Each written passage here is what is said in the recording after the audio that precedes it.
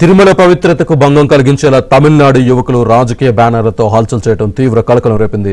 అలిపిరి తనిఖీలను దాటుకుని బ్యానర్లతో వచ్చిన యువకులు శ్రీవారి ఆలయం ముందు జయలలిత, పళనిస్వామి ఫోటోలతో కూడిన బ్యానర్లను ప్రదర్శించారు.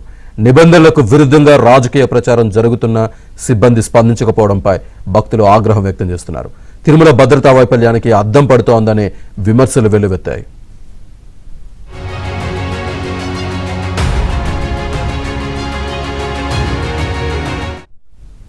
ఇందుకు సంబంధించిన వీడియోలు ప్రస్తుతం సోషల్ మీడియాలో వైరల్గా మారడంతో టీటీడీ అధికారులు స్పందించారు. సదరు వ్యక్తులపై చట్టపరమైన చర్యలు తీసుకుంటామని టీటీడీ సిపిఆర్ఓ తెలిపారు.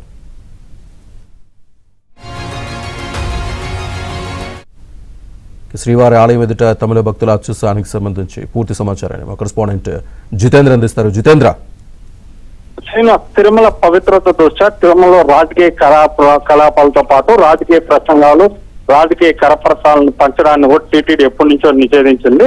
అయితే ఓ వీడియో అయితే ప్రస్తుతం సోషల్ మీడియాలో హల్చల్ చేస్తా ఉంది. తమిళనాడుకు చెందినటువంటి భక్తులు ఎట్ల పళనిస్వామితో పాటు జయలలిత పోస్టర్ ఉన్నటువంటి బ్యానర్ ని శ్రీవారి ఆలయం ముందే ప్రదర్శించి ఆ బ్యానర్ కూడా ఇప్పుడు ప్రస్తుతం సోషల్ మీడియాలో పెట్టారు. దీనిపై నెటిజన్లు కూడా తీవ్ర స్థాయిలో మండిపడుతున్నటువంటి పరిస్థితి ఉంది.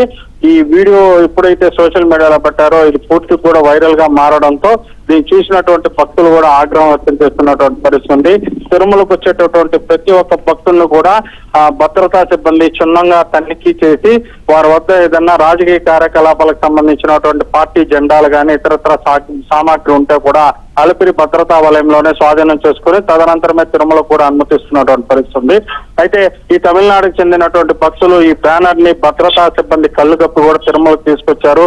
తిరుమలకు తీసుకురావడమే కాకుండా శ్రీవారి ఆలయం ముందు ఈ బ్యానర్ ను కూడా ప్రదర్శించడం పెద్ద ఎత్తున విమర్శలకు తావిస్తా ఉంది. అక్కడ ఉన్నటువంటి భద్రతా సిబ్బంది కూడా దీన్ని గుర్తించకపోవడం, ఆ తమిళనాడుకు చెందినటువంటి భక్తులు దీన్ని ప్రస్తుతం సోషల్ మీడియాలో పెట్టి వైరల్ చేయడంతో భద్రతా సిబ్బంది వైఖరి పట్ల కూడా భక్తులు మండిపడుతున్నటువంటి పరిస్థితి ఉంది. ఈ ఘటన పట్ల ఇప్పటికే టీటీడీ యాజమాన్యం కూడా స్పందించింది. దీని వెనక ఎవరు బాధ్యులు అన్న దానిపై కూడా ప్రస్తుతం విచారణ జరుగుతోంది. ఆ భక్తులు ఎవరన్న దానిపైన కూడా ప్రస్తుతం భద్రతా సిబ్బంది గుర్తించే పనిలో కూడా పడినటువంటి పరిస్థితి.